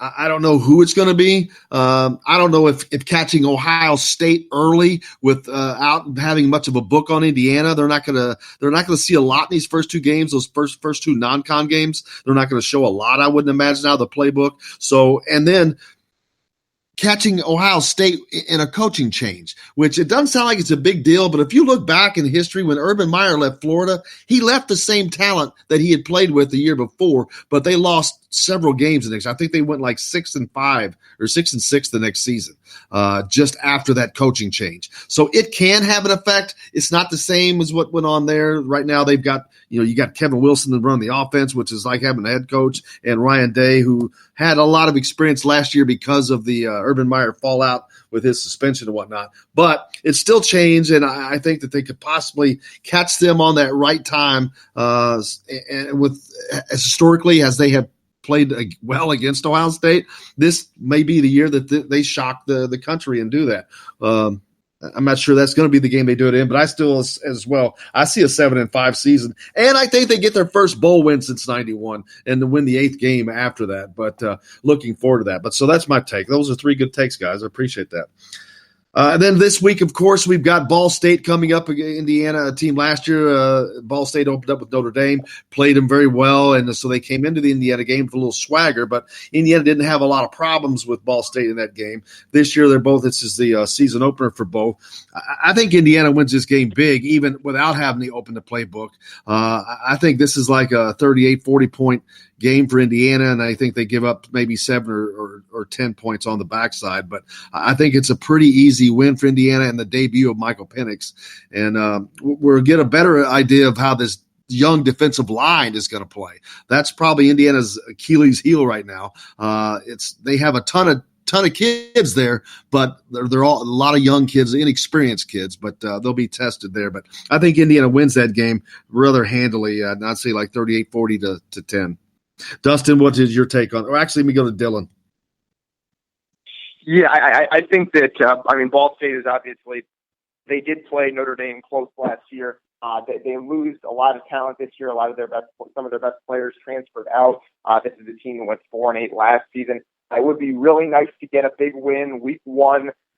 Get Michael Penix some confidence. You can't overstate how important that is for a young quarterback. If he goes out, gets a big win in week 1, the team already believes in him, and it'd be nice for him to go out and say, hey, you guys believed in me. I'm going to go out and perform week 1, get a big win, get the season off to a good start, and then you go out and win week 2 against Eastern Illinois, and then you go into Ohio State undefeated. So that would be huge for Indiana. I do think they beat Ball State fairly handily on Saturday. It would be nice to get that win to start the season. We'll certainly see that. Guys, I cannot thank you enough for joining us. Dylan Sinn from the Fort Wayne Journal and Gazette. You can find him at Dylan Sinn, DYLANSINN. Dylan, thank you so much, brother. I appreciate you. Look forward to doing this again. Absolutely. Glad to do it. And at Schutte, SCHUTTE. Is it 1 E? Sorry, CFB. Is that right, Dustin? Yes. You can find, and at Saturday Tradition as well for complete coverage of the Big Ten college football and plenty of other things as well. But looking forward to that. Man, I'm looking forward to college football really getting started, guys, and it starts tonight. So I'm looking forward to it. And I can't thank you guys enough again, and look forward to doing this again soon. Yeah, thanks, Jim. Appreciate it. You bet. That's Dylan Sinn and Dustin Schutte from College Saturday Tradition and Fort Wayne Journal Gazette. Also, thanks to Kevin Brockway from CNHIs. He had to drop off. He's traveling up to the Tom Allen press conference today that I'm going to miss. So, but I'll pick it up later on from there. But thanks a lot to these guys. We got a lot more coming up tomorrow on the program. The Todd Father, of course, is with us. Todd Leary, as he does, join me each and every Friday. Also, Tom Brew from Sports Illustrated Indiana will be joining me as well. He's got a great series out right now on Indiana football, talking about this pipeline to Florida. Got to read. It's a good read. He's got interviews from coaches, parents, talk to the players. But, we alluded to that on the reporter segment today, that pipeline to Florida that Tom Allen has developed. It's unbelievable. They've got more players from Florida than any team in the Big Ten. That says a lot. If you look at some of these teams, upstart teams in recent years that have gotten good that weren't, like Louisville, go look at all the Florida kids they had on their roster. But they had guys that had coached a lot longer in Florida than, say, Tom Allen did. But he's doing a marvelous job, and it's only going to continue. Indiana basketball, we had a little bit of news there, or not really news, but you got a visit this weekend from Mr. Geronimo. He's a 6'6", I guess small forward, wing type player. That's this weekend. You've got more visits coming after that. Jalen Bridges is a Hoosier Hysteria weekend. I haven't had any more confirmed visitors yet. I'm sure that there will be. Then, of course, Caleb Love in between the Ohio State weekend. The weekend that Indiana plays Ohio State in football. But, man, I hope you enjoyed the Indiana Sports Beat Reporters segment today. Look forward to doing that. I love that setup and how that turned out. It was pretty cool. So Indiana Volleyball opens up Wilkinson Hall tomorrow. We should be broadcasting live from there as Indiana will take on Florida International at 12:30, and then Marshall University. We are Marshall at 8 o'clock. Then on Saturday, they'll take on UT Martin and Santa Clara as bring in some West Coast action. Beer and wine sales will be starting at Memorial Stadium, and obviously a week away when Indiana opens up the home season against Eastern Illinois. So looking forward to that. And then the gambling starts. Don't forget about that. We'll talk about that next week on the reporter segment as well. It'll be gambling time. You can make a bet. Sit down. You can make a bet on a game, sit down, watch the game live, and have a beer.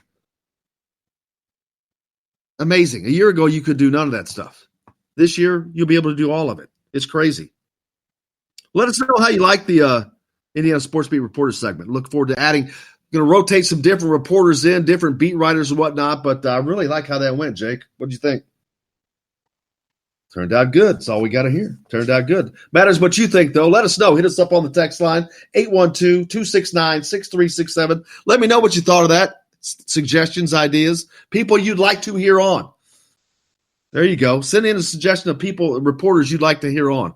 We'll have them on in the roundtable. But that's pretty much going to wrap it up for us today.